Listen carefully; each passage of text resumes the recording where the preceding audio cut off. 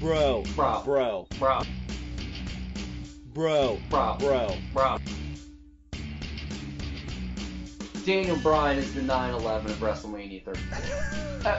It's a joke, right? But out of context, that shit sounds terrible.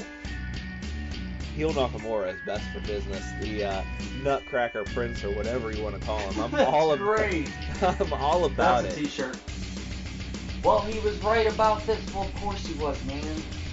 He also predicted 3 other things to happen with that same prediction. Like, Bro. Bro. Bro. bro, Bro. bro, Bro. bro. Say hello to the bald guy. And bow down to your king. This is Drive-By. Hello everyone, and thanks for checking out what we do. I, of course, am Mike Shooter Marcus, one half of the delicious duo known as the Mikes on Mike. My other half, none other than King of Nerds himself, Mike Forrest. What's up, Mike?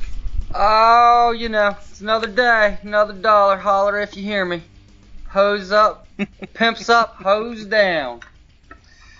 Ham cube hookup, huh? Big Papa Pump is your ham cube hookup. Holler if you hear me. Dude, that sign is just unreal for Shoney's. Isn't it great?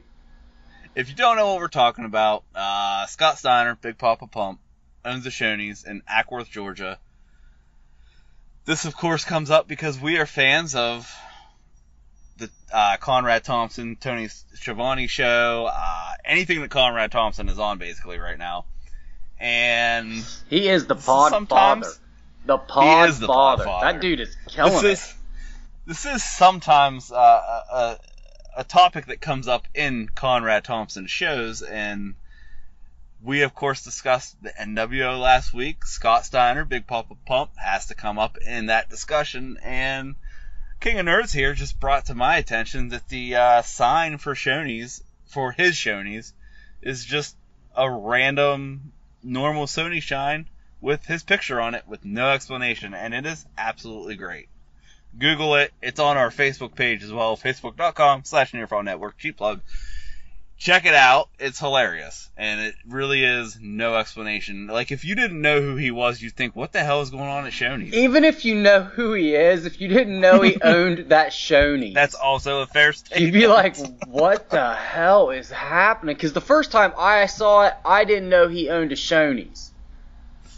I just saw it and was like, what the I saw it on some random wrestling page years ago and was like, what the hell is this? And then I found out he owned a Shoney's, and it kind of made it even funnier, like, just like no context given to it. You know what though, even if you didn't know who he was, it's even better because you're just like, because it's prime Scott Steiner. This is like 98, 99 Scott Steiner in this picture. Chainmail on the head, veins popping everywhere. You would look at it and be like, what is this Shoney's doing with this guy who looks like a 1980s-esque Arnold Schwarzenegger villain doing? It's crazy. Red Sonja 2. Red Sonja 2. The Curse of the Crimson Queen. Unreal. So anyway, I guess we should actually start talking about what we're here for. We have a lot to talk about. I think we have some interesting topics today, but before we get into the meat of our show, we don't, Mike, guys. We say that every week, whether they're interesting or not. I'm not going to lie to you guys. This week they're not interesting. I'm tired of this lie. I'm tired of this lie that we give you guys every week. Every week we come in here and we're just like, oh, they're pretty interesting. And sometimes they are, but I'm not going to lie, guys. This is a down week. I'm joking. This is going to be an excellent show. You guys are going to really enjoy it. We try very hard to even make the slow weeks interesting, or at least entertaining. I hope. We make it bearable. Yeah, and sometimes Raw is just bearable. Speaking of Raw, let's go over some hot topics from this week. Let's do it. And, with Raw, it's kind of few and far between. This was actually one of those shows where, as you all know, breaking that fourth wall, I don't watch any of these shows live. I watch them back. I heard so much hate for Raw that I had to reach out to the near fall MVPs and was Raw really as bad as people were saying? Because, let's face it, the internet blows things out of proportion. So I go to the core group of guys, including the elitists and our MVPs, and I ask, and I get the answer from one of our favorite MVPs, Mr. Vest, that he couldn't even finish it. I was like, you know what? I'll check out the highlights. I'll watch SmackDown. And that's what I did. One highlight for me that kind of stems from last week's quote-unquote, I don't know, heel turn is Bayley, Sasha Banks, and the returning Dr. Shelby in anger management counseling. This got a lot of flack as well. I actually kind of enjoyed this. How about you? The segment itself wasn't bad. I didn't care for the overall, what it did with the story. But the segment... Which was nothing for right now. Yeah, well, and it kind of made what happened last... I mean, I know we're going to talk about this later, so there's no point in getting into it right now.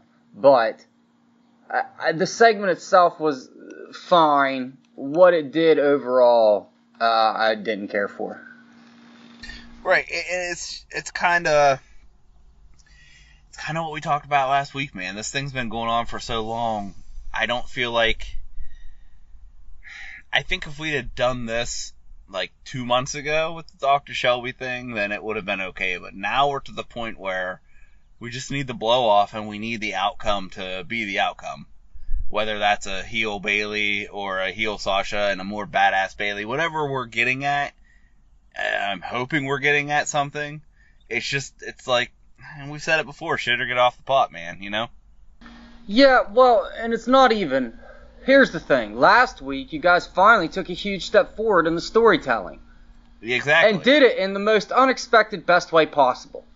With Bayley saying... They got a positive reaction from the fans. With Bayley saying, you ain't shit. Holy moly, that was impressive. We went on at length about it last week. Well, not at length, but we talked about it a little bit last week. We went on at length about the NWO last week. We talked. And by at length, you mean forever. Forever. The longest show ever. My wife was like, oh, what'd you do today? And I was like, recorded an almost 2.5 hour long podcast. She was like, oh my gosh. I was like, yeah, stuff. So, the problem is that we took a huge step forward in the storytelling last week in a very positive way, and this week we just kind of made it all moot. Back to that anti-progression. Yeah, it became... Hey, you liked what happened last week? Well, we're not going to build on that, really. Right. We're not going to build on that momentum, and we're going to go back to stalling this story out. We needed to see them throw fisticuffs. We needed Sasha to come out and be like, hey, bitch, this shit ain't going to fly. Get down to the ring. We needed them to engage in a more wrestling way. This is all good storytelling, blah, blah, blah, bringing the doctor back. It's all good. But it's not all good, man. It's not all good for the timeline of this and what happened last week. Yes, we needed them to go through counseling, like you said, 2 months ago. Okay, we're feeling better about each other, and now we got this little turn here by Bayley. But it just is rendering everything moot and stalling the story from what we got excited about last week, which was them finally putting hands to each other and someone getting proactive about this shit. Yes, indeed. Speaking of getting hands, no, we're not talking about Braun Strowman and the porta potty segment, because, it is what it is. Is it a step back, step forward? Does it hurt Kevin Owens? Does it hurt Braun Strowman? I'm not going to debate it, because at this point, I don't know where we're going with this whole...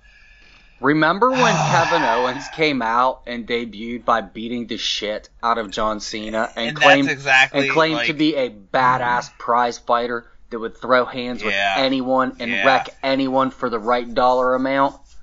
But you know what? Okay, let's talk about it real quick. Let's keep it short, Mike. I actually don't mind this version of Kevin Owens right now. No, he's solid at it because he excels at everything.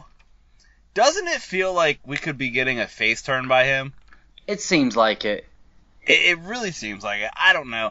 I don't want to get bogged down with it because I don't know where Braun Strowman's, I don't know where that path is going. And that's because there's this big roadblock that heads to Suplex City, and we don't know if anyone's ever going there, and we're going to touch on that a little bit later. So, let's roll into the next major players on Raw.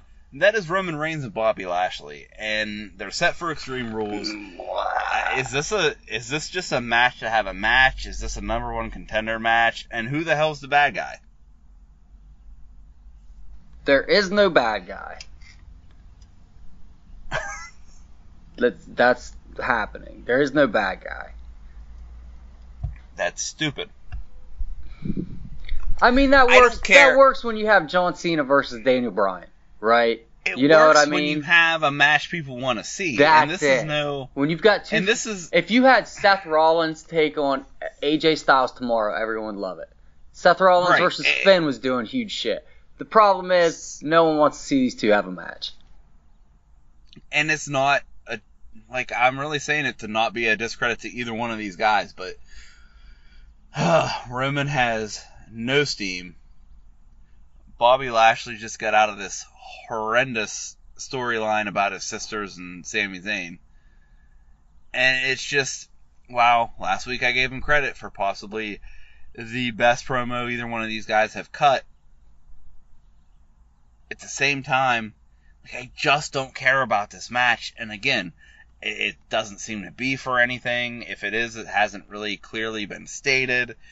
We were going to have these two with other guys in a multi-man match to see who was the number one contender for that damn Universal title that's gone, girl.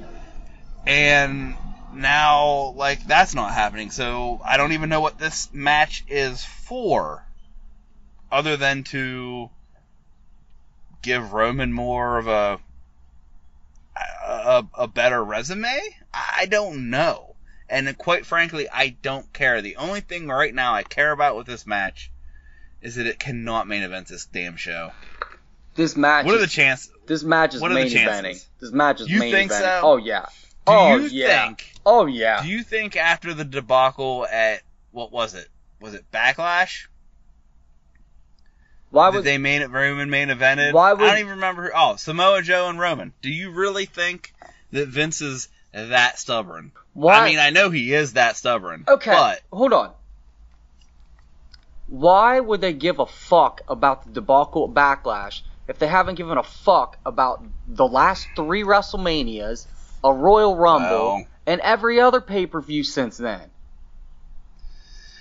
you know what? I can't even argue that point. This That's like you're fair- asking fair statement. why do they care about President's Day when they didn't care about Christmas? Because man, it's President's Day, and if we didn't give a fuck about Christmas, we ain't giving a fuck about President's Day. That's very fair. Very fair. Let's move on. Let's go to the blue brand. Let's go to the SmackDown side where things are just a little bit easier to digest. I mean, they're better. They are. Even when they're bad, they're better. Even when they're bad. Even when the pizza's bad, it's still pizza, right? Except for that gender experiment. Well, no. We'll touch on that. Don't worry. Rusev is getting this title shot against AJ Styles. Yep. And, when this was announced 2 weeks ago, or not announced, but when he won the match, and then the following week we kind of get the, I don't want to call face off or whatever, but, Rusev and AJ Styles, they actually, kind of both look like faces in that turn. They shook hands. Aiden English didn't want to, gave the whole handshake with the hair, the finger through the hair thing, and Rusev even kind of looked irritated at that, but then we get, of course, a week further, and, we get some physicality. Is Rusev being forced to be the heel? Because, Rusev is technically still a heel, however, the crowd has made him a babyface. And I almost feel like this is WWE's way of forcing the issue that, hey, he's still a bad guy here. Even though he's selling merch like crazy, even though he's over can be, or is WWE just trying to ride this out to, I don't want to essentially say kill this Rusev Day thing, but because it's not fitting in their timeline, we got to at least try to cool it off, and then maybe bring it back later. I don't know. I don't know how to read this, Mike. I'm not really sure what they're doing with it either. Because, I feel like maybe this is ultimately going to end with, like, the Rusev, the official face turn.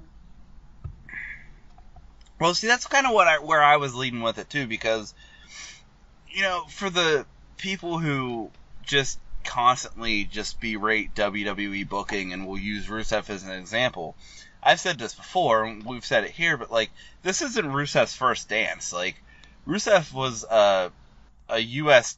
title, I don't remember if he had it or he was fighting for it, but, like, against John Cena and had a tank at WrestleMania in his entrance. Like, they don't look down at Rusev. This company does not. They like Rusev. I've even heard rumblings that when he first came up, like, that was Vince's guy. He wanted big things for Rusev. Rusev's been in the main event picture, guys. He's fought AJ before. He's fought AJ at Fastlane in the six-pack challenge for the WWE title. Like, I mean, he lost both of these matches. The six-pack, he lost a match on SmackDown. This is like shortly before this match even got booked, wasn't it? That he lost. Rusev lost to AJ. And then he's getting a title shot like a month or two later. But it is what it is. But I don't know how I feel if this is WWE's, like, way of saying. You always hear that old, like, well, they don't like it when you get over on yourself. Yet if you actually listen to, say, a Bruce Pritchard, he says that's a load of crap. Like, they want you to get over.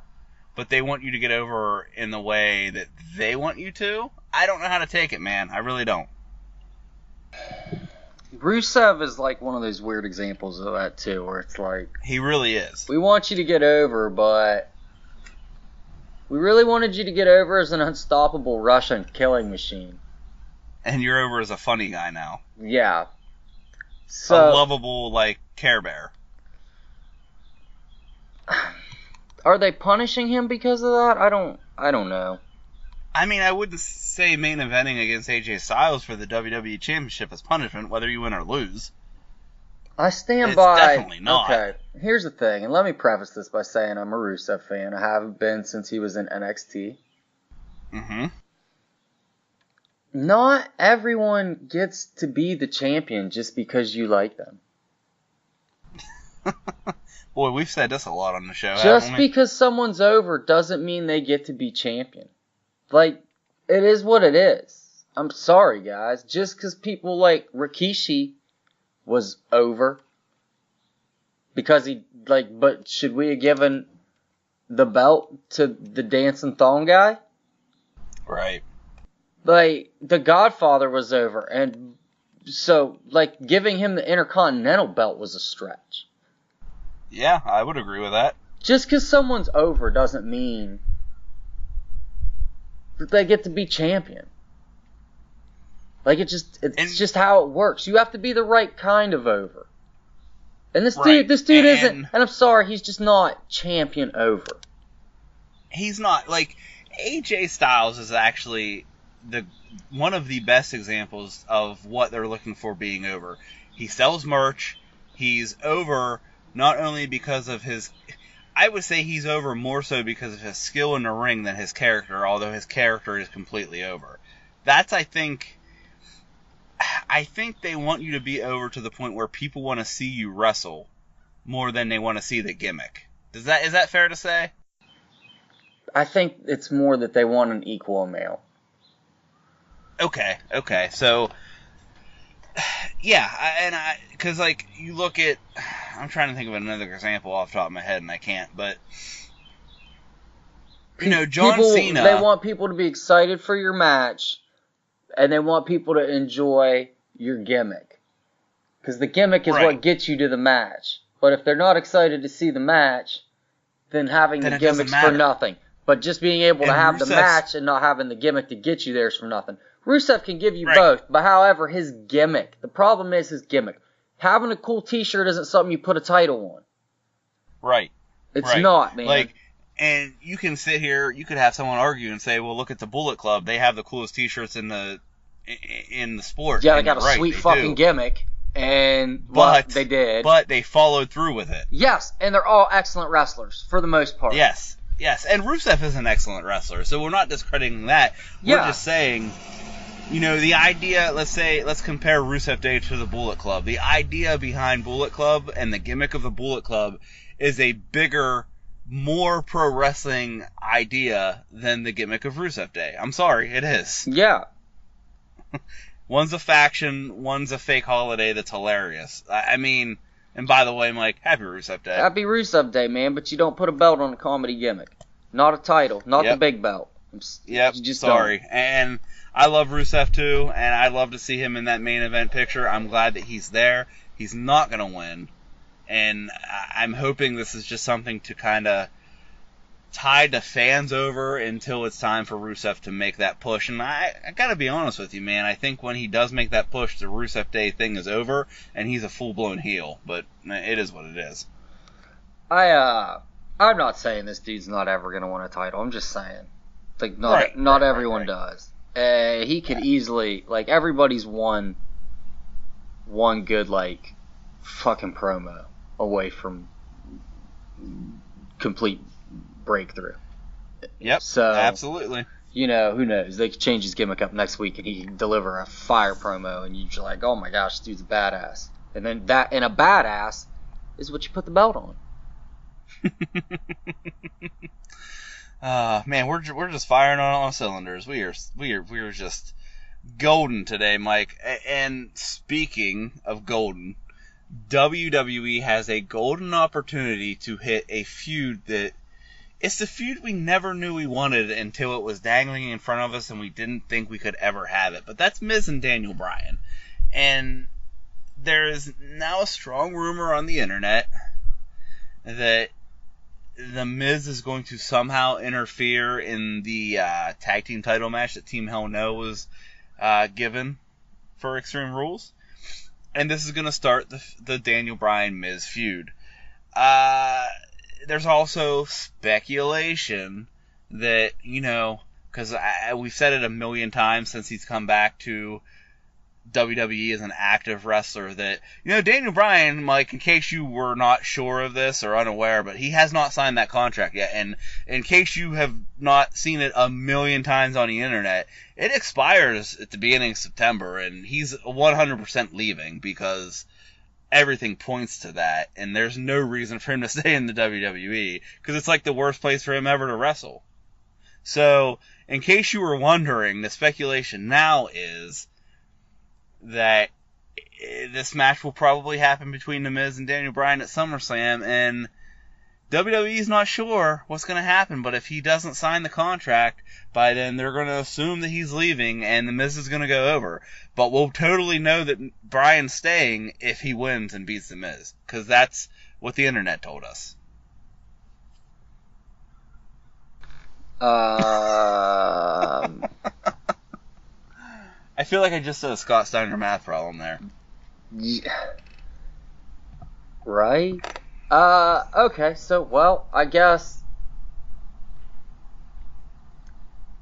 Sure. Like, let me throw this out to you, Mike. You and I sat here months ago talking about. I even tossed it out to you, like, what do you think the potential of this Shane McMahon, Daniel Bryan thing coming to a head? There's going to be some kind of match. And I kind of felt like it was going that way. You wanted to feel that way, I think, but you weren't quite as committed as I was. And, you take a look at a show like Total Bellas, and the timeline's always off, because that show's recorded, and they produce it, and they put it out, and it's not current to what's going on right now, which makes sense because it's a reality show, and quite frankly, to turn that around in like 24 to 48 hours would be insane, right? Sure. So, we're seeing now that, when did we find out that Daniel Bryan was actually returning? What, a few weeks before WrestleMania? Was it like 2 weeks, 3 weeks, 4 weeks? I can't clearly remember, but it wasn't long. I feel like it was like 2 or 3 weeks. And we find out that at least if the the show is accurate. Before Raw 25 ever happens, Daniel Bryan is in the process of getting this stuff done. Daniel Bryan is going through all this stuff, and he is basically being cleared either right before Raw 25 or directly after Raw 25. If you recall, we all kind of saw that on Raw 25, the little stare down between Miz and Daniel Bryan. Everyone's like, oh, what's that mean? It's because they knew he was freaking going to wrestle, guys. And nobody knew until that time when the announcement broke, the couple weeks before Mania. All these experts and dirt sheet writers, they couldn't tell us. Why are we not sitting here thinking that this contract could already be signed? This extension could be done. When WWE wants to keep kayfabe and keep certain things wrapped up, they do a pretty damn good job about it, don't they? Yeah, they usually do pretty good. I mean, Ronda Rousey. Every time Chris Jericho's ever come back in the last 5 years. Every time Chris Jericho comes back. Ronda Rousey, everyone, assumed she was going to be at the Rumble and in the Rumble. They did everything they could to avoid it. They even flew her privately from her movie set, which she was actually on, into the place to be there. They hit her. She came down at the end of the match. I mean, I think they did a pretty good job considering everyone thought she was going to be in a match, and then everyone was disappointed that she wasn't, and then she still ended up showing up, and nobody had a clue. Yeah, I'll agree with that 100%. So why do we think that when they have, how do I want to phrase it, the hottest commodity in professional wrestling right now is an active Daniel Bryan? He's in the company, his wife works for the company, he does 2 reality shows for the company, and we're thinking that he's going to go somewhere else? Come on, guys. That's exactly it. The reality TV is the real thing. The reality TV is what allows his family to live comfortably without his wife stepping foot inside the ring. Right. And I don't care. I don't care what anyone says. Those 2 girls don't want to get back in the ring. It's nice to have one-offs here and there. Oh, let's be in the Royal Rumble. Yeah. Oh, it's the Bellas. Yeah. Oh, we love Total Bellas. Yay, they're back. But they don't want to wrestle. They don't want to wrestle, man. They're on to other things. They're legit. They're business women. They're entrepreneurs, right. And right on for them, man. Because a lot of people. And Bree's a mom.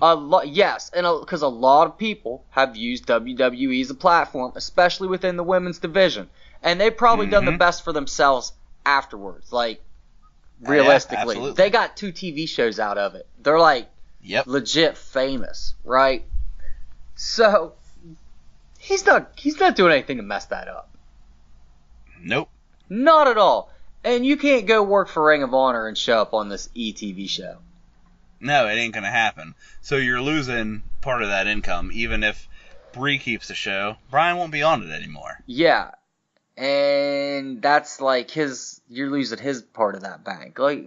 He ain't going nowhere. And you ain't making enough in Ring of Honor or New Japan or working the Indies or Impact to cover a WWE contracted wrestler plus contracted reality TV entertainment money. You're just not. And I don't care how much of a hippie you are, and you're like, oh, we don't need that much money. Nah, man, you got a lifestyle you become accustomed to. Yep. And you need to have another kid. You having another kid. You need that money in the bank. You got college to pay for. Hippies, it costs a lot of money to be hippies like they are, man. It really does. I'm not saying that to be sarcastic, man, but it costs a lot of money to put in all that equipment for that self-sufficient shit that they do and all that. It really does, man. Being self-sufficient, off the grid, costs money to do. And they're accustomed to a lifestyle, and they're having another child. I just think you take the safe way, man. You're back in the ring, dude. What more do you want? Right, and you're in the safest place to be back in the ring because he's not going to get the medical attention in these other organizations that he needs. And you know, you want to be honest, he needs it. Let's not have another tragedy on our hand. And that's the other thing too, Mike, just to wrap this up. I'm not sure if you know this, but Uncle Dave has actually literally said exactly what you said, and the fact that the amount of dates that he supposedly wants to work, he's not going to make the money he needs to make in any other organization. So Mr. New Japan indie wrestler, like, sucking Omega's dick, Dave Meltzer, is flat out saying, all you people saying, well, go to the indies, it'll work out, it ain't going to work out for Daniel Bryan. Not with what he wants to work. Yeah, you dumb, stupid internet marks. And also, let me throw this out to you. Yesterday, a very credible source, that is at WrestleVotes, these guys break a lot of stories. They get a lot of stuff right. They actually tweeted out that from things that they've heard, Daniel Bryan is a showcase superstar for WWE 2K19, which comes out in October. They are apparently bringing back one of the showcase modes, and it involves Daniel Bryan's career. Oh. So if that is true, and this is what the WrestleVotes account was basically saying, like, WWE already knows what's going on. Like, they already have an idea. They would not put him as a highlight character for a game that comes out in October if his contract expires in September and he's leaving the company. That's awesome. It'd be insane. And I'll be honest with you, dude, if that's really a mode in the game, I might be getting the 2K19 version. Right. I usually go every other year, and I just got last year's, but that's gonna push me over to wanting to get that. I didn't pick up this year's. I at the very least usually buy them, and then I'll either hold on to it or I'll know pretty quickly if I'm not into it, and I'll go trade it in so I can still get like $30 on it. This year, when I saw there was no showcase, I decided not to really mess with it. But this is exciting. Like a Yes Movement showcase, like the build up to that Mania. Oh it man, would be so fun, that would be amazing. I hope that's not lies. Like, I hope that's an instant buy for me. That's an instant buy for me. Yep. I couldn't agree more. Well, something that's not so instant, Mike, and that is being able to see that damn red belt on Monday Night Raw. And I think it's time that we have that discussion. And I think we need to look at our two main champions, and we need to break down who's doing more for the company, who's doing more for the titles that they own, and who's doing more for the brand that they represent. We're talking Brock Lesnar, we're talking AJ Styles, we're talking Universal Championship versus WWE Championship. Hang tight, we'll be right back.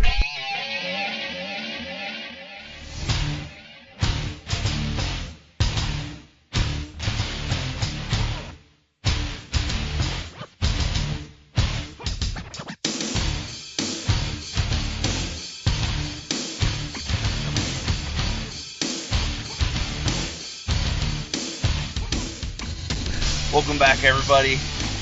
Mike, it's time. We gotta talk about it. That's fine, man. I mean, like, really, for as long as we've had this podcast going, we haven't talked about this yet. I mean, well, we're due. See, every other podcast has talked about it. They have, and I've been a proponent of, I'm okay not seeing the champion on TV all the time. Yeah, that's fine with me, too. I actually am okay that the title is only defended on shows, like pay-per-views. I'm okay that I'm saying was, I may still be, but I was totally okay up to this point with Brock Lesnar's Universal Championship reign.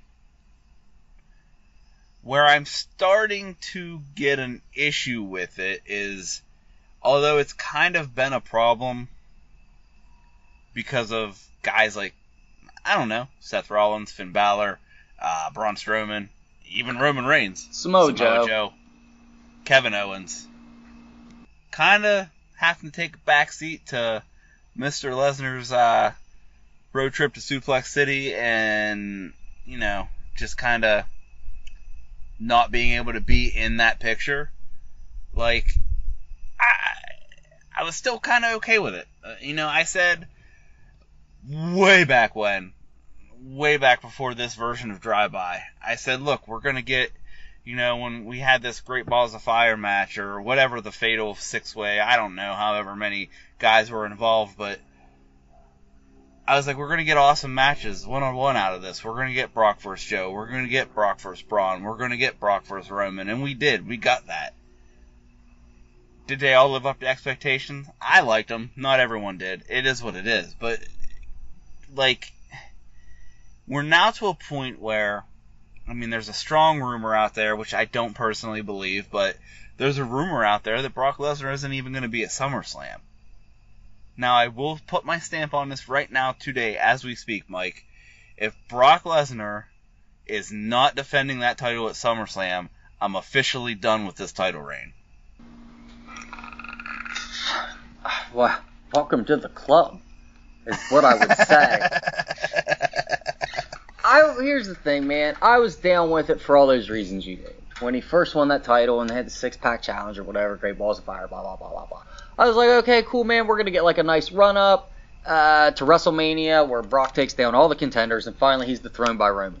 But then he won, man. Right. But then he won, man. Right. And I wasn't even hyped for that story that was being told, but I was like, that's wrestling. That's a good wrestling story they're telling. And they were making sure the F5 was knocking people off, with one go. Just so, that way Roman could kick out. There was some real, wrestling storytelling being told. To the detriment of Braun Strowman. Yeah, totally. But then he won the freaking title at Mania, man. He kept it. And that's when I was done. This is this is just too much, man. This is just too much. And if he doesn't defend at SummerSlam, get the fuck out of here. You're telling me at the second biggest show of the year? The second biggest show of the year. And this dude's not going to show up and defend the fucking title? What? Right. What? Right. No. This is unacceptable. This is too much. And, Mike, that's exactly where I'm living right now. And it's I've accepted it. I've taken it for what it is. And like I said, I'm okay not seeing a title, the main title, on the show that it represents every week. I'm okay with that. I'm even okay, would I like to see Brock show up and maybe wrestle a match on TV every once in a while? Yeah, sure. But again, I'm okay with him not doing that because, dude, Hulk Hogan didn't wrestle on frickin' WWE Superstars Sunday afternoon. It just didn't happen. So, we live in a different world, so there's more product, so, we do see our champions on TV in matches a lot more. But the funny thing is, people complain when you can't have these big title matches on SmackDown, on Raw. You can, but you can't have them all the time. So then these guys get thrown into mixed tag, 6-man tag, 8-man tag, and people get pissed about that. So you can't, I think Brock not being there actually helps kind of alleviate some of that. That being said, you can't be just a complete absentee champion, and if you're not defending it at least the Big Four, I think you should probably be defending it every single pay-per-view, but if you're not defending at least the Big Four, what are we doing? What's even the point? Right. Because you're at this point, if you're not even showing up on the Big Four, now you're just now it's just a dead belt. Right, and I want to get into that, Mike, because we can compare and contrast these two champions. On one side we have Brock Lesnar, we have the Beast Incarnate, we have the Conqueror of the Streak, we have someone who is literally an amazing draw, an amazing attraction, who really in all reality doesn't need to be champion to be that attraction, but we've hooked our cart to this horse. It's where we're going. It's weird because we thought we were going to the Roman show and we didn't, but whatever, we're going somewhere. And then on the other side you have someone who maybe 4 or 5 years ago you and I would have never sat here and talked and thought about AJ Styles not only in WWE but as the reigning WWE champion, who is loved by fans, loved by men, women, and children, puts on amazing matches, is fun to watch in those matches, has a good character, has a solid, he's been building this character for years outside of the company, and now just cementing his legacy in pro wrestling as we speak. And I think we need to look at these two individuals and the championships that they carry and the brands they represent, and maybe break it down and see if we're wrong and is Brock Lesnar thing's working, or if AJ Styles and the way that they're presenting him, packaging him as the champion, and, I guess the way that he's defending the title versus the way Brock Lesnar's defending the title, if it's really that different when it all comes down to it, and if one's better than the other. Yeah, this is a good idea. I like this because, we suck Seth Rollins' dick a lot. Well, it's delicious, and he's delicious. We don't really get a chance to suck AJ Styles' dick near as much. Very true. So, I did a little research. Believe it or not, Mike, I did a little research. So, what I wanted to do was kind of compare and contrast some of the aspects of these title reigns. Did you call Bambi? I did not call Bambi. There was no math involved in this. It was just straight, appearances, title defenses. This is where I almost called Bambi to say, listen, hon, I tried to Google this. I couldn't get a good, clear number. I really wanted to see how many times Brock was on Raw versus how many times AJ was on SmackDown. Not necessarily wrestling, and that's where the wrench got thrown into it. Because Brock, well, we'll get into that, but it was way easy to find matches, way harder to just find segments. So I kind of said, you know what, I can't do this. Bambi was tied up. She couldn't do it. Probably tied up by Scott Steiner in a basement making ham cubes. I don't know. All I know is I just went with the gut. Someone's got to cut that ham up into them cubes for the salad bar. Exactly. I went with the meat. Seriously of the story, though, man. And that is. Gee, when was the last time you hit? It's probably not quality now. I'm sure every Shoney's is a shithole at this point, right? But for you, I love that we're back on Shoney's. For you younger viewers or listeners, I suppose no one watches this. There's no video component to it. It'd be impossible to watch it. And if you were watching it, that'd mean you'd be sitting in a room somewhere with a camera or something spying on me. And if you're spying on me, you don't have permission for that. So anyway. I mean, technically there's a YouTube version, though it's it's there. Not really video-esque. So, if you are a younger person and you never got to experience the glory of a Shoney's salad bar in 1991 or 2, they also had a breakfast bar. Oh, so this is the thing, man. It's imagine the greatest salad bar you've ever seen in your life. They had everything. Everything that you could ever want to put on a salad was on this motherfucking salad bar. And the breakfast bar had everything that you'd ever want for breakfast. It was the most insane breakfast buffet. It was like Golden Corral, but better. It was wild, man. So if you don't understand the importance of ham cubes to a salad bar at Shoney's, that was one of the go-tos. Everybody got the ham cubes at Shoney's and put them on your salad from the motherfucking salad bar. Anyway, I just gotta stress to you guys, this is no joke. Shoney's was the spot to go for salads and breakfasts that came from a bar.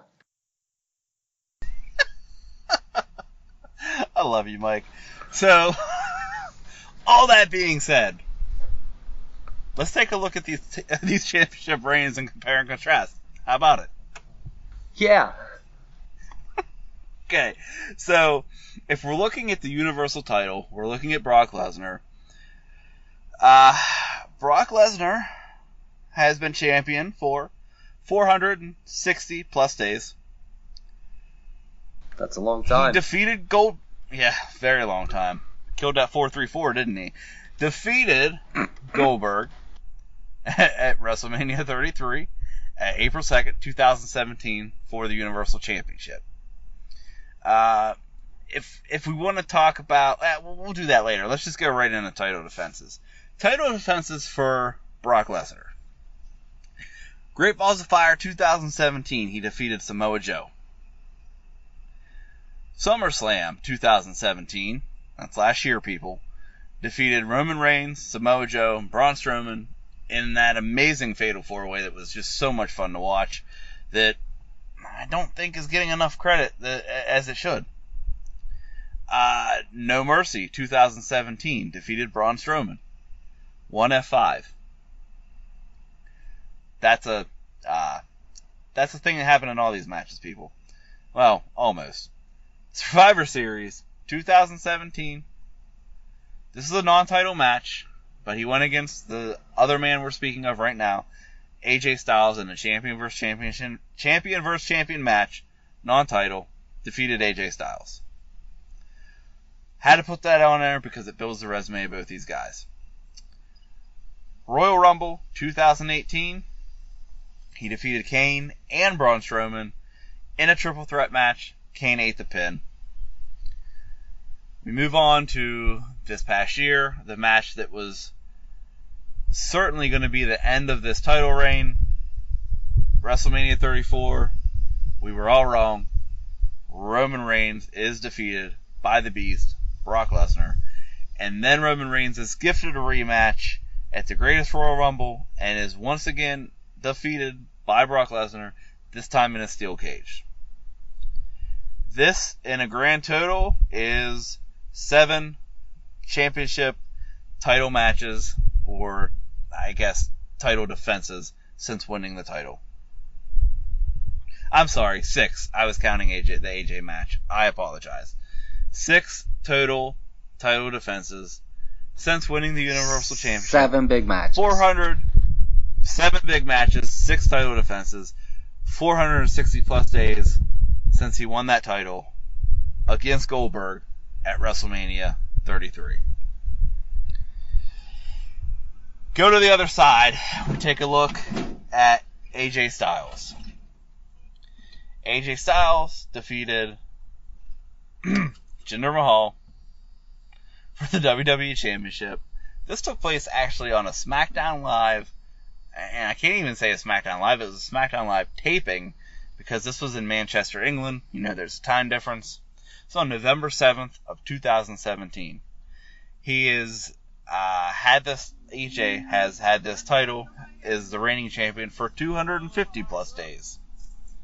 So, about half the time, give or take. You can call Bambi and get the full math quotes, but I think it's a matter of semantics here. His first title defense since winning that championship, Clash of Champions 2017, he defeated Jinder Mahal. Royal Rumble title defense, 2018, defeated Kevin Owens and Sami Zayn in a handicap match. Fastlane 2018, both you and I were there, King, and an amazing, super fun 6-pack challenge. AJ Styles defeated Baron Corbin, Kevin Owens, Sami Zayn, John frickin' Cena, and Dolph Ziggler. WrestleMania 34, he defeated the face Nakamura, where the heel turn took place, the nutshot heard around the world, the birth of the Nutcracker Prince. And we got a bunch of rematches after this. Greatest Royal Rumble ended in a double countout, so no victory, no loss. Backlash 2018, another draw, technically a double knockout.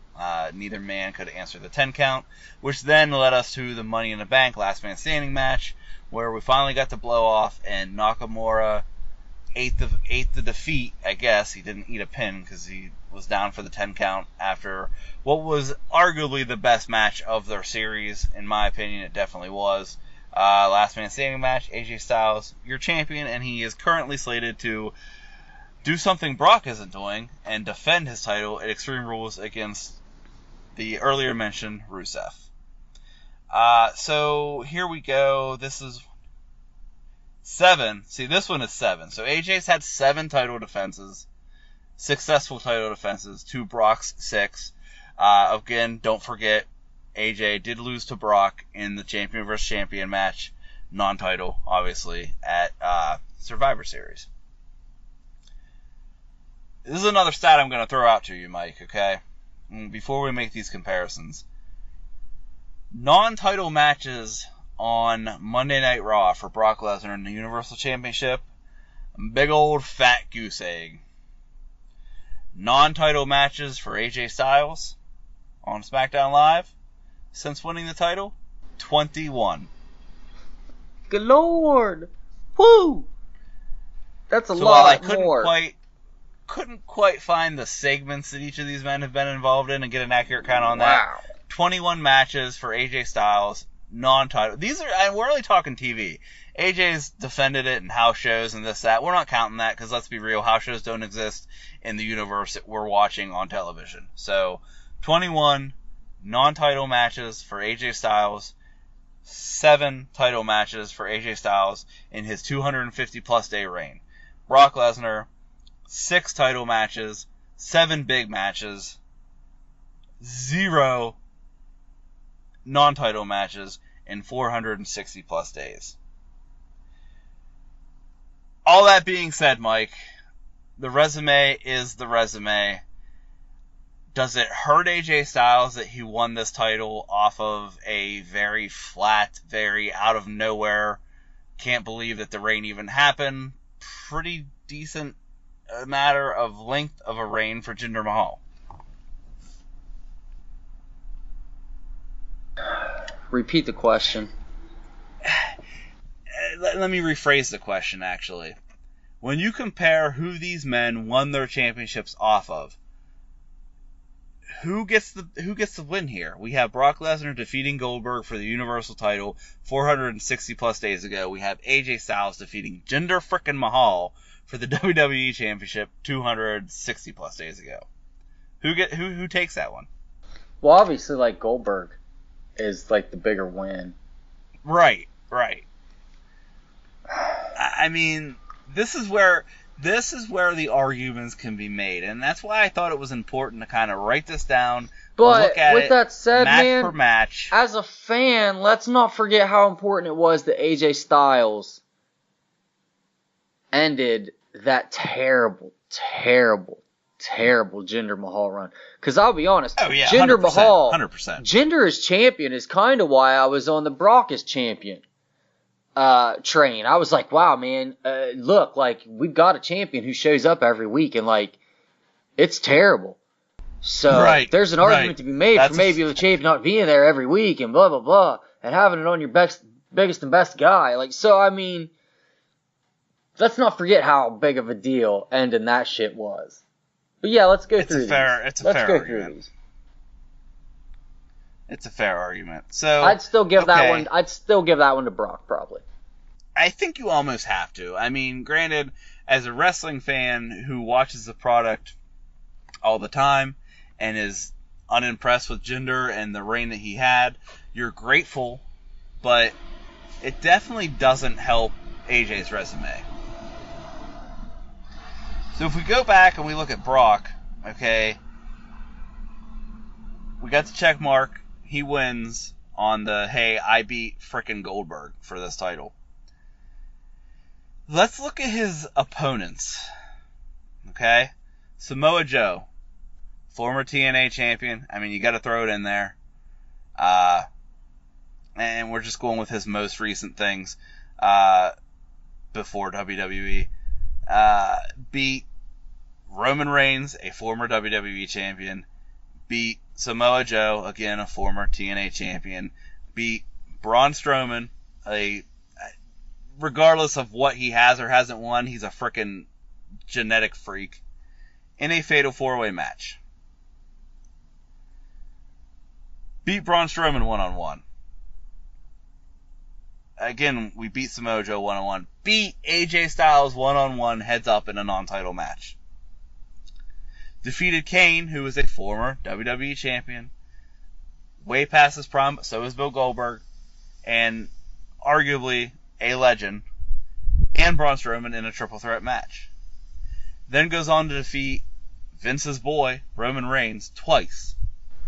Yeah, I mean, like... And, again, a former WWE champion, a former tag team champion. He's a Grand Slam champion. Yeah, no, like, the names are like, crazy impressive. And when you compare them, and I hate to do this, because who do I want to, like... Obviously I'm on Team AJ right now. But defeats Jinder, as we said. Now, this to me is impressive. Defeats Kevin Owens and Sami Zayn in a handicap match to retain the title. Two guys who technically were supposed to be on the same side, going against him. Two guys who are both former NXT champions. Kevin Owens, a former Universal champion in his own right, a former U.S. champion. Former IC. I mean, former IC champion. Didn't Sami Zayn have the IC belt at one point? I don't even remember, but I want to say you're right, but I could be wrong. So, that to me is a big win. I also want to look at this next match, man, because this is a big one too. Six-pack challenge. Baron Corbin, hasn't really done much. No titles that I can think of to his name. But again, we got Kevin Owens and Sami Zayn back in that mix. We already talked about their accolades. Damn. John Cena, 16-time champion. We don't have to talk about all the other titles he's won. 16-time champion. And then Dolph Ziggler, who's a former world champ, a former Intercontinental champ. I don't know every other single belt that guy has held. And he beat them in a match that is technically designed for the champion to lose without getting pinned, if we're following wrestling lore here, right? Basically. Then he goes on to defeat former IWGP champion Shinsuke Nakamura. Someone who, you can correct me if I'm wrong, but he lost to in Japan, correct?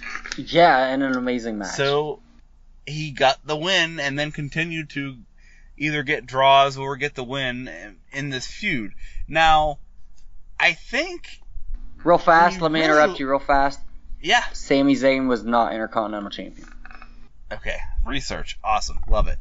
But a former NXT champion nonetheless. Yes. I think I think these are really comparable. I really do. I think the problem with AJ's is who he beat for the title. Oh, yeah, that's a huge downer. But you know what? If, once again, after we dissect it a little bit, it's not as big of a gap between the two. Right, and I think where the negative marks on AJ and his title reign is who he beat to gain that title, and I don't mean this in any negative way, but I think an argument could be made that the million matches with Shinsuke Nakamura and Nakamura constantly losing kind of diminishes Nakamura just a little bit. Wouldn't you agree? 100%. It didn't do him any favors. So when it's all said and done, like, really it looks like, yeah, you had, 4 or 5 title matches with this guy. You should have beat him by the last one because you beat him every other time, and if you didn't, you both lost or he kicked you in the nuts. You know what I mean? So that, and here's the other thing. It doesn't matter that, 2 or 3 of those were draws. You know what I mean? Right. You didn't come out with the belt. You lost those matches. Right. Yeah, and I would agree with that. And I get they're trying to protect both guys. Oh, they came to, look, they're so on equal terms. Nope, you didn't come out with the belt. You lost. Yep, I agree. So, I think what we're saying, Mike, is that these resumes are pretty even. Yeah. I mean, well, basically, because, don't get me wrong, Brock's done it against better competition, but he's done it so sparingly over a longer period of time, and AJ, in a little over half the time? That's the thing. It's the time of it, and it's the... AJ has had the same amount of title matches, plus one, plus another one scheduled, in half the time, to Brock Lesnar's title matches and title defenses. So it's not his fault he's not on Raw. No. It's not his fault you guys stacked the Raw roster and you didn't stack the SmackDown roster. Right. And even if you take that into consideration, like, even if half of AJ's opponents were lower tier, which we just talked, they're not. They're pretty equal with what we had on the other side. He did it in half the time. So if you had the same amount of matches in a lower tier group of opponents versus a higher tier over a 2-year span to a 1-year span, or half it, not even a 1-year span, you get where I'm going with this? It would equal out anyway. So I think, honestly, the resumes match up. And I think really what we got to do is just break this down overall. So let's take a quick break. We're gonna regroup. We're gonna hash this out, and we're gonna see who the top champion really is, and we're gonna see where these guys both go from here. Hang tight. We'll be right back. And now, a reading of the Saved by the Bell theme by Enzo Amore. When I wake up in the morning and the alarm gives out a warning, I don't think I'll ever make it on time. How you doing? By the time I grab my books, I give myself a look. How you doing? I'm at the corner just in time to see the bus fly by. It's alright, 'cause I'm saved by the bell. If the teacher pops a test, I know I'm in a mess. And my dog ate all my homework last night. Riding low in my chair. She won't know that I'm there. If I can hand it in tomorrow, it'll be alright. It's alright, 'cause I'm saved by the bell. It's alright, 'cause I'm saved by the bell. It's alright, 'cause I'm saved by the bell.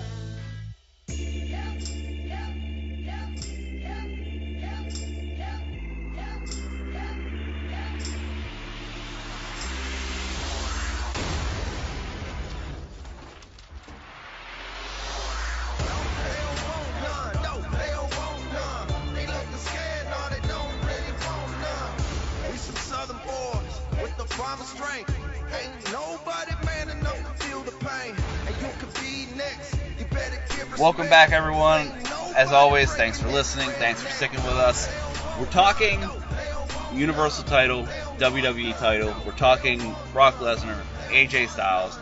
And we're just comparing and contrasting and seeing, when you really look at what these guys have done, who comes out on top.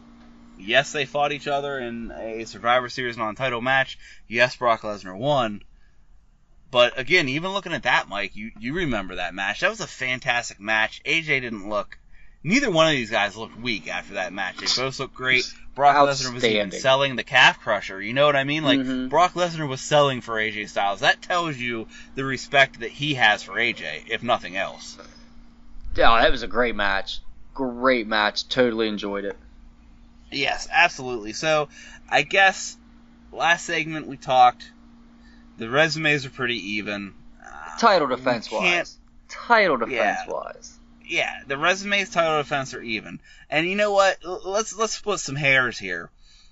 If we're gonna take points away from AJ for beating Jinder and give points to Brock for beating Goldberg for their respective titles, I think we got to even it out by saying, man, AJ's been in non-title matches 21 times in half the time that Brock has had 0 non-title TV matches. So, I guess we call it a wash, right? No, I actually think that puts AJ over the top. Okay, that's fair. I think that's a fair statement as well. So, I guess when it all comes down to it, man, in the current product, the current age of wrestling that we are watching, we talked the resumes over, we talked the TV appearances and non-title matches over. In your opinion, who's the top champion right now? AJ Styles. Who does more for this company right now? AJ Styles. Who does more for the wrestling fan? AJ Styles. And who does more for Vince McMahon's pocketbook? Oh. I'd say probably AJ Styles. I think maybe if you take it everything, top to bottom. Like, AJ's selling tickets to house shows. Yep. AJ's selling that merch. Yep. AJ's selling tickets to SmackDown. AJ's selling tickets to pay-per-view. AJ's getting eyes on... Yep. AJ's the only title getting defended at pay-per-views. Yep. Man, as the casual viewer, and they're $9.99 for WrestleMania, and whatever merch Brock may bring, outselling what AJ does? Well, and that's a metric that I just don't have the answer to, Mike, but let me put it to you this way. Everybody knows when you sign up for the network for WrestleMania, it's free. It's free, and you also usually get the next pay-per-view, right? Generally, yeah. So you get 2 months basically for free. Well, pardon my French, but free and 2 months into a $9.99 paid subscription doesn't fucking matter if Brock Lesnar isn't there 3 months after that. Because if you're willing to sign up and risk that I might get charged $10 after 2 months to watch Brock Lesnar at WrestleMania, if he's not there the next pay-per-view, or the next pay-per-view, or the next pay-per-view, it doesn't matter. He no longer did his job. No, because you got your free Brock Lesnar match out of it, and he's not even there anymore, so, like, why bother? Right. So if that was the reason, guess what? You're gone. When you watch Extreme Rules and Money in the Bank, and you don't see him either time, you're gone. Because you were there for that special attraction that just doesn't show up anymore. Yeah. And what pisses me off the most is I was ready for Reigns to get this title off of him. I was ready for us to start a new discussion on this show and in wrestling podcasts in general, talking about where the WWE Universal Championship goes from here. And we can't do it yet, man, because we know Brock isn't sticking around much longer. And if he is, what are we doing? Where is this going, man? Well, that's one of the biggest problems with the whole thing, right? Is we've got too many awesome top guys right now. Right. To be bullshitting around and storylines going nowhere or fighting Dolph Ziggler for the Intercontinental title. No disrespect to Dolph Ziggler or the Intercontinental title. There's just too many top guys to be farting around like this, man, and not having the belt on TV for months on end. Too many guys that could be holding that belt that you could be having amazing matches with and building great storylines around. But instead we got a bunch of guys sitting around doing nothing. Meaningless feuds with people. Doing jack shit. That's the most frustrating part of the whole thing. Mm-hmm. Is like, I was okay with all of it up until Mania, man. Like I said earlier. We had a real chance to move forward with like a bunch of hot new talent. But instead, nope, here we are. We haven't seen this dude in months. Probably not going to see him at SummerSlam. Probably not going to see him until Survivor Series. And it's just bullshit. It's fucking bullshit. Man, I think we're going to see him at SummerSlam. I really do. I think all this stuff is just to... Let me say it this way. If Roman Reigns beats Bobby Lashley at Extreme Rules and somehow finagles his way that he should now be number one contender, we're getting that match at SummerSlam, and Reigns is finally going to fucking win. Oh, man, I want to hope so. I've yet to hear anything about Brock Lesnar and entering the testing pool for USADA. I don't understand why this was such a big deal that he had to enter this testing pool, I think last Friday, and I haven't heard shit since. Like, somebody out there knows if he did or didn't, right? Like, I don't think that's like a hidden thing that nobody knows about. Like, somebody has to know, and somehow it's just like all these dirt sheets were all about it, and then no one talks about it. So I don't know where, like, that makes me question a lot of things, but like, if he's not going back to UFC, there was even this rumor that they're doing this on purpose because they know he's going back to UFC, but they want him under contract with them, and that he's going to carry the Universal title into his UFC return, which, on one hand, I'm like, man, that is a huge, huge deal. On the other hand, what if he gets smoked? Like, you can't control the outcome. You know what I mean? And I think Brock Lesnar can beat a multitude of people, but he's also getting older, and the guy, you don't know who he's going to fight if he does come back into that game. You know what I mean? And do you want your belt on a guy that gets smoked?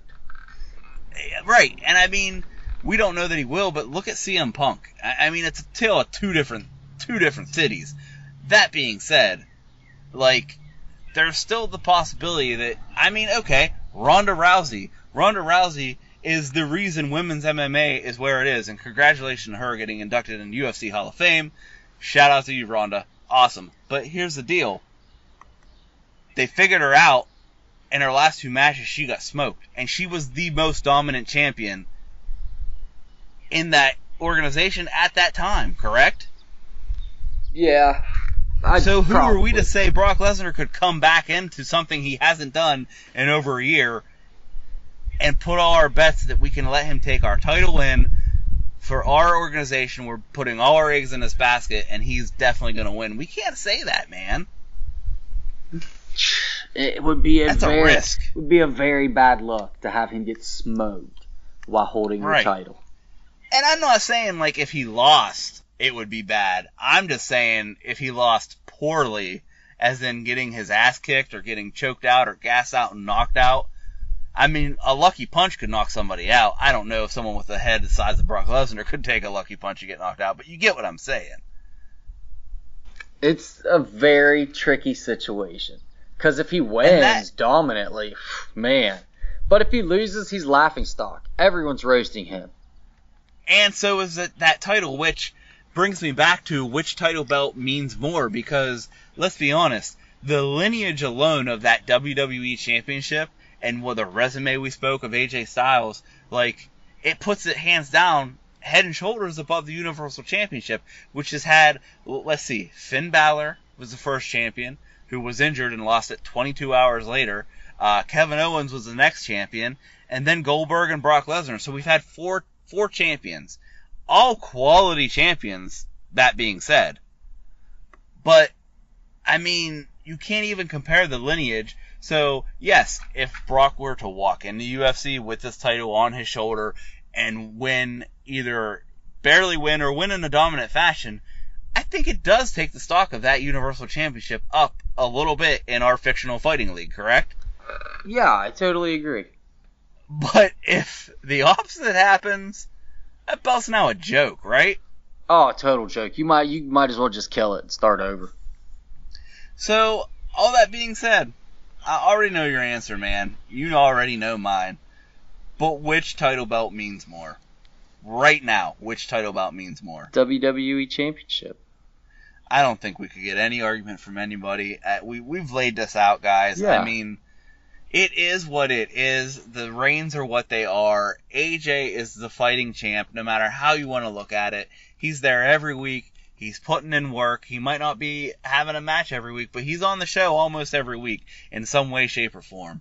And the man has done the same amount of title defenses, plus one coming, in half the amount of time.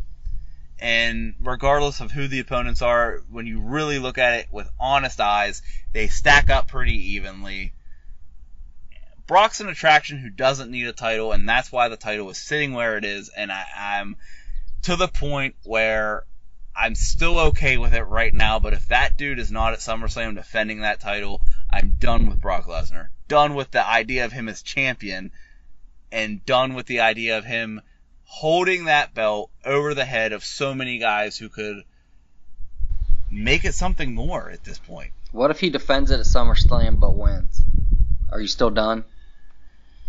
Oh, man, that's a good question, Mike.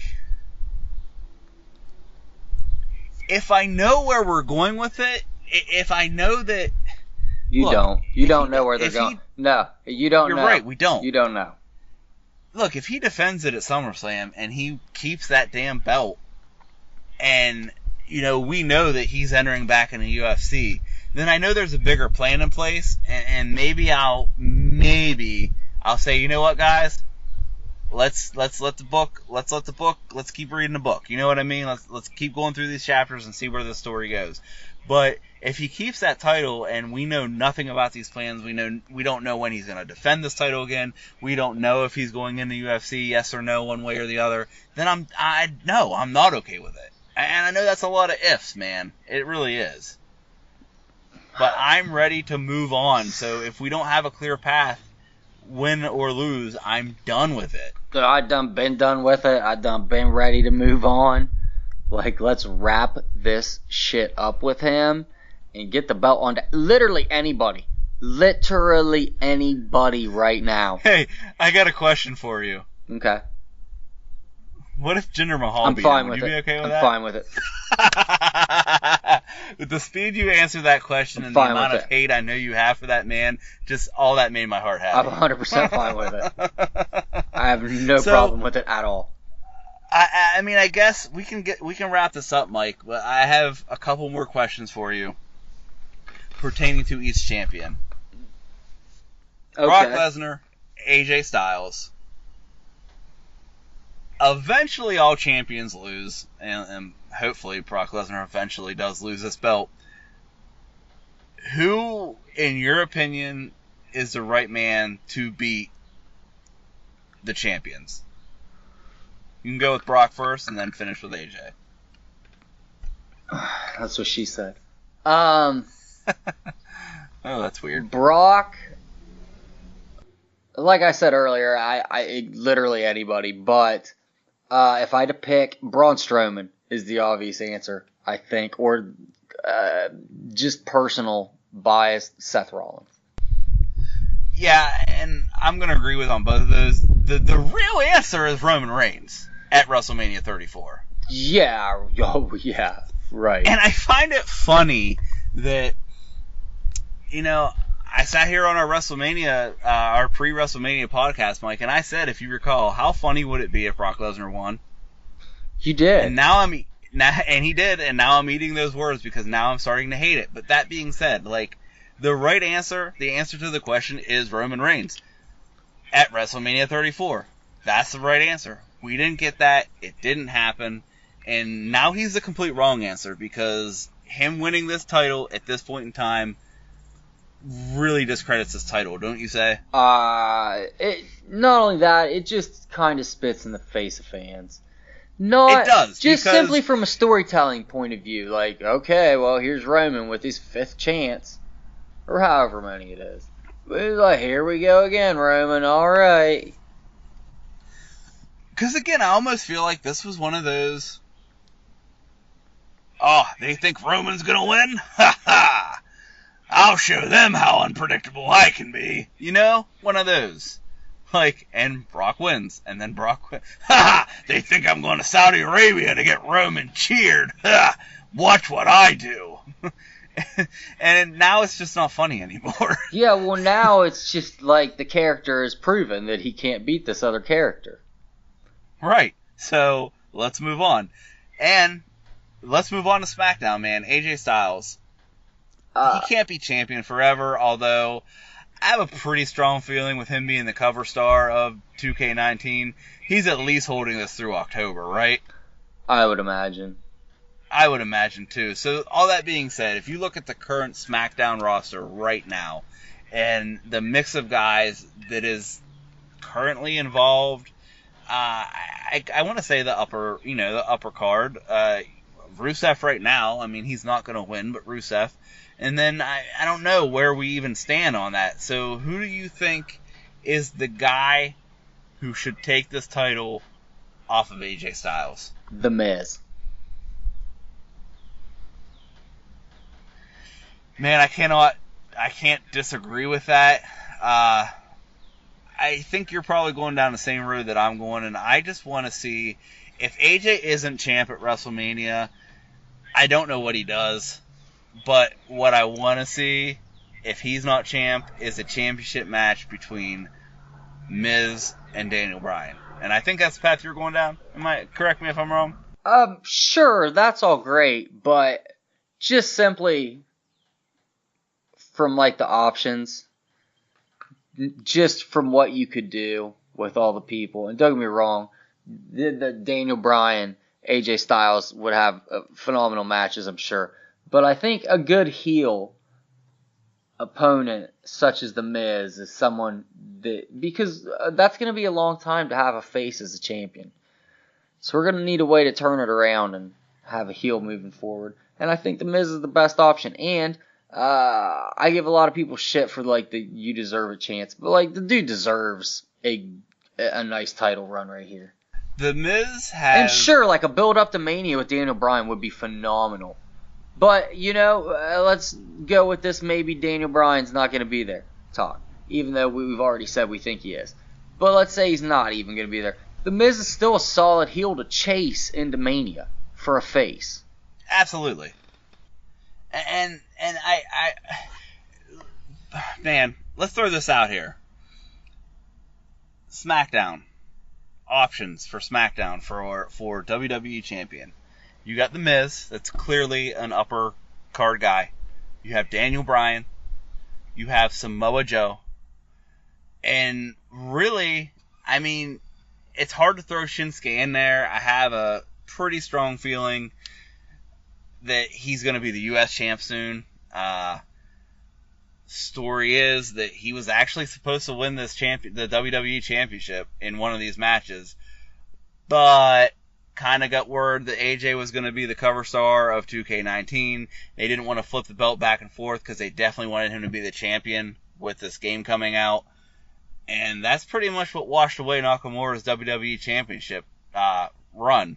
So I think he'll get the U.S. title as a consolation, and I think he will be back in that picture. Maybe as a heel, maybe back to the face side of it. I don't know. I also have a feeling that AJ is going to be back. I could be wrong, but I think if AJ loses his title and does not get it back after WrestleMania, we see AJ on Raw because Vince has been quoted as saying, "I can't believe it took so long for me to hire this guy." Vince is an AJ mark, and that's a good thing. Yeah, it's probably time for him to go to Raw. I don't know that I want him on Raw. Don't want him on Raw, though, man. Bring people to SmackDown for him. That's where I'm at. And you know what? He can get... That being said, I'd like to see AJ with the red strap on. Well, that's weird. With the red title. Oh, dildos. I'd like to see AJ with that Universal Championship. I mean, he's one of those guys that you could... That would add to that lineage of that title, having someone like AJ Styles be a WWE champion, a WWE Universal champion. So, I mean, to do that, he does have to go to Raw.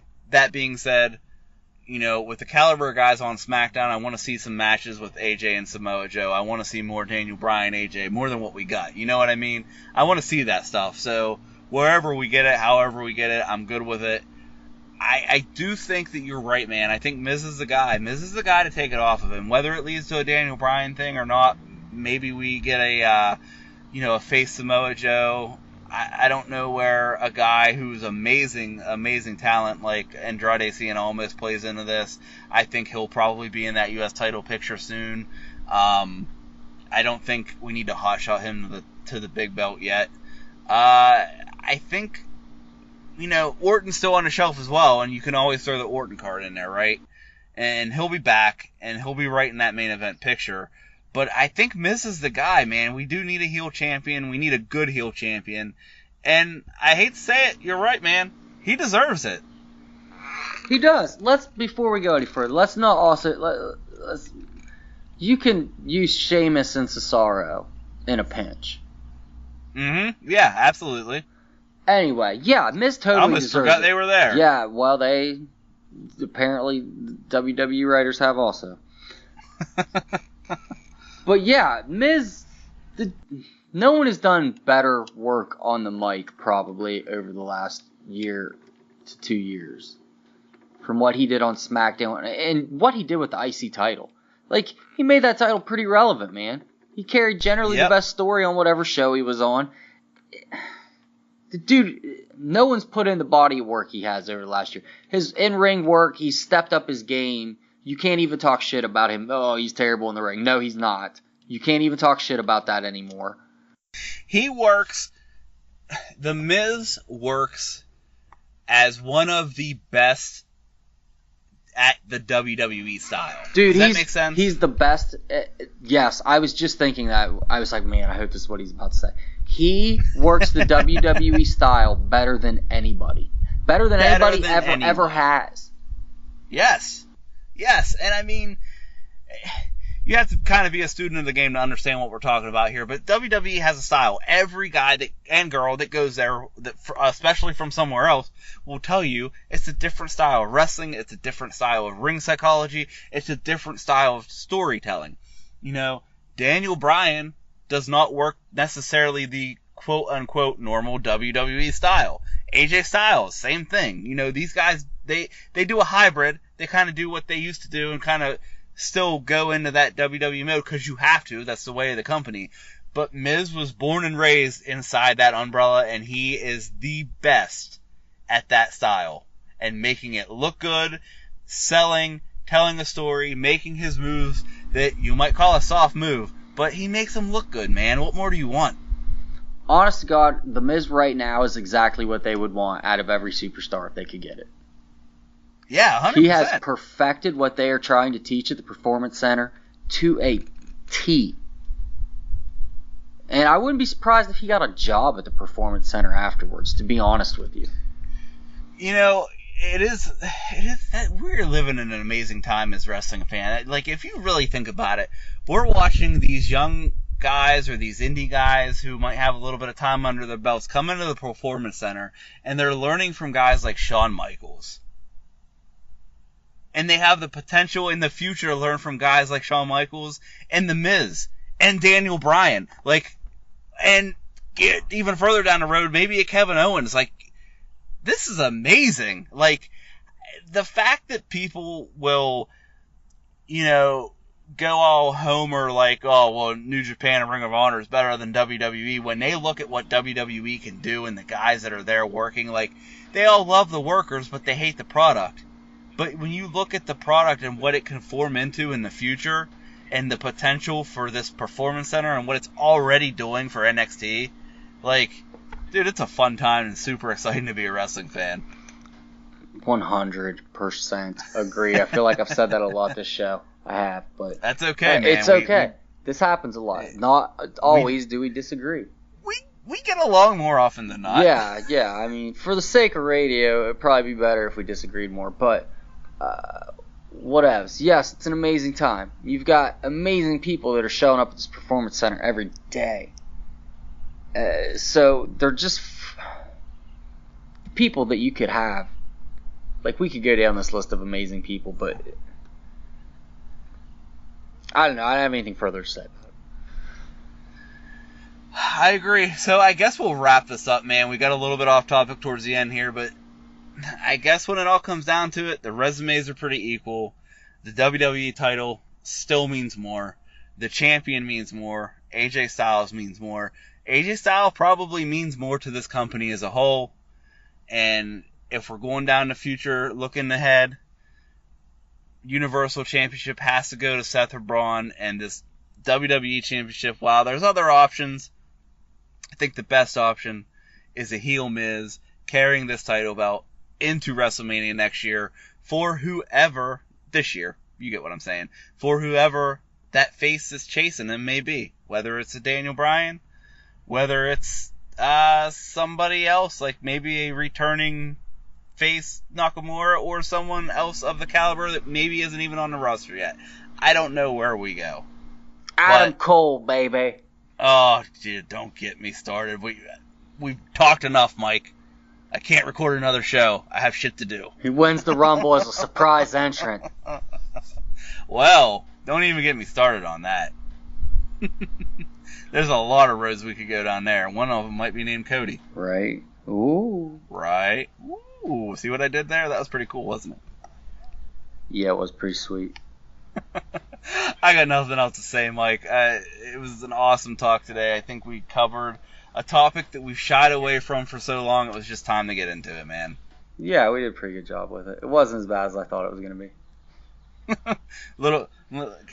Kept your expectations low, Mike, and then we can do a little better. Well, really, I'm not gonna lie, it was like really became pretty like good topic for me, to the point where I got to thinking about things that like it really, like, the show kind of got away from me. I'm not gonna lie, at a certain point I was just like really fixated on Brock Lesnar and his title reign, and I was like, oh man, I gotta start paying attention to what Mike's saying. It's okay. I'm usually just looking at Twitter while I'm talking to you anyway. Oh, nice. There was one episode, I'm not gonna lie, where I played Fortnite literally the entire time. Was that an AJ episode? He was just rambling and rambling and rambling. Nope, not at all. It was just you and me. To the archives and I'm gonna find that it's episode. just you and me. Played Fortnite literally the entire time. Hey, sometimes you just can't tear yourself away from it, man. It was when I first got into it. I get it. It's fun. I just don't really appreciate getting killed within the first 2 minutes of playing a game. Yeah, so, I haven't played it in a long time. I'm kind of over it, as it would turn out. Oh, for crying out loud. Anyway, guys, I got nothing else. I say it every week. It's been real. It's been fun. Whoa. Oh, no, we're not. You just gonna act like I don't have anything to say? Yeah, I am, because I don't want you to say it. Really? But everybody needs to know. Mike. Everybody needs to know about shooting at the mothership. Comprehensive review. WCW, Saturday night, home of the mothership. Here on TBS, 6 to 5 p.m. Eastern Standard Time, baby. And its sister show, Feeling the Burn. I think maybe we're going to change that to Feeling the Heat. Feeling the Heat. No, I like Feeling the Burn. Feeling the Burn. In-depth dissection. WWF/E. Sunday Night Heat. Featuring our own shooter. Coming soon. I know, not. he promises you guys this every week, but doesn't deliver. Not once have I promised this. You promise it literally every week when it's brought up. You're like, oh yeah, guys, I'm getting to that. Mm-hmm. Just every single show. Like, you go back and listen to it through the archives. Like, it's all on YouTube. Every single show. You're like, oh yeah, I'll do that. It's coming soon, guys. And then you never followed through.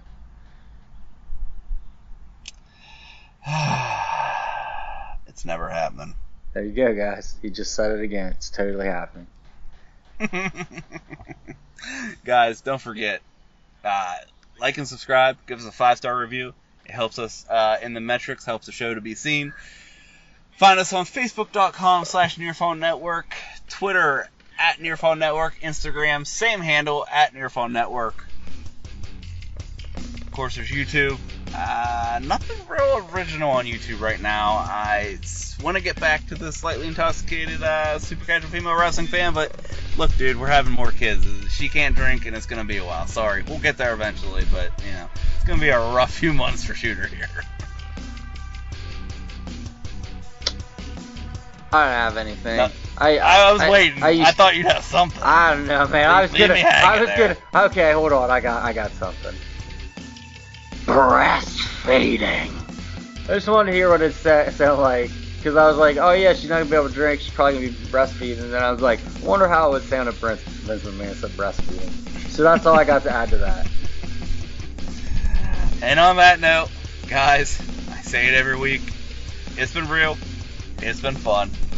We will catch you next time. You guys are beautiful. We love you. Have a good week.